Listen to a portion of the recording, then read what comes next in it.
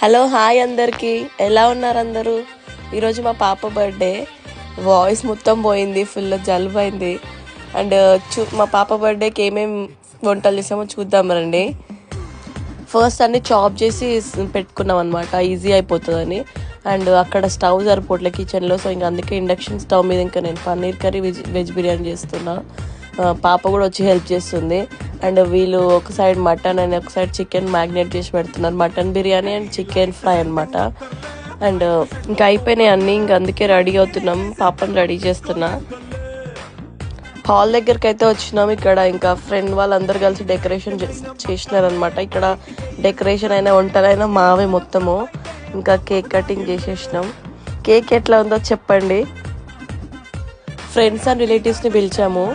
And యాక్చువల్గా ఇంట్లో చేద్దాం అనుకున్నాం, బట్ ఇల్లు క్లమ్జీ అయిపోతుంది, కంజెస్టింగ్ అయిపోతుంది. సో అందుకే చిన్న హాల్ తీసుకున్నాం అనమాట.